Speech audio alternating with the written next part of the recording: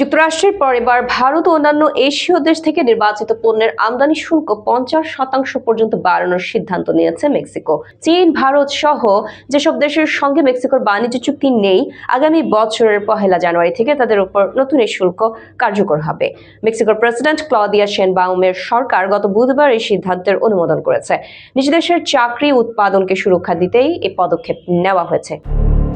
যুক্তরাষ্ট্রের পর এবার ভারত ও অন্যান্য এশীয় দেশ থেকে নির্বাচিত পণ্যের আমদানি শুল্ক 50% পর্যন্ত বাড়ানোর সিদ্ধান্ত নিয়েছে মেক্সিকো। চীন, ভারত সহ যেসব দেশের সঙ্গে মেক্সিকোর বাণিজ্য চুক্তি নেই, আগামী বছরের 1 জানুয়ারি থেকে তাদের উপর নতুন এই শুল্ক কার্যকর হবে। মেক্সিকোর প্রেসিডেন্ট ক্লদিয়া শেনবাউমের সরকার গত বুধবার এই সিদ্ধান্ত অনুমোদন করেছে। নিজ দেশের চাকরি উৎপাদনকে সুরক্ষা দিতে এই পদক্ষেপ নেওয়া হয়েছে। তবে স্থানীয় ব্যবসায়ী গোষ্ঠীগুলো সতর্ক করেছেন, শুল্ক বৃদ্ধির ফলে দেশীয় পণ্যের দাম বাড়তে পারে।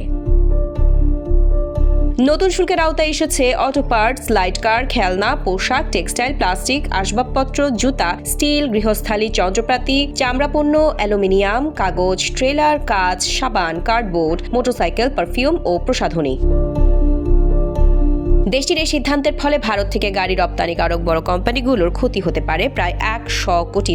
ভারত থেকে ভক্সওয়াগন ও হুন্দাই এর মতো বিশ্ববিখ্যাত কিছু গাড়ি প্রস্তুতকারক কোম্পানি বিশ্বের অনেক দেশে গাড়ি রপ্তানি করে। ভারতের শিল্পমহল মেক্সিকোর নতুন শুল্ক ঠেকাতে প্রয়োজনীয় পদক্ষেপ নিতে নয়াদিল্লিকে অনুরোধ জানিয়েছিল। তা সত্ত্বেও মেক্সিকোর সরকার তরফে শুল্ক আরোপের ঘোষণা এলো। ভারতের পণ্যে শুল্ক চূড়ান্ত হওয়ার বিষয়টি দুটি সূত্র এবং একটি শিল্পগোষ্ঠীর চিঠি পর্যালোচনা করে নিশ্চিত হয়েছে রয়টার্স।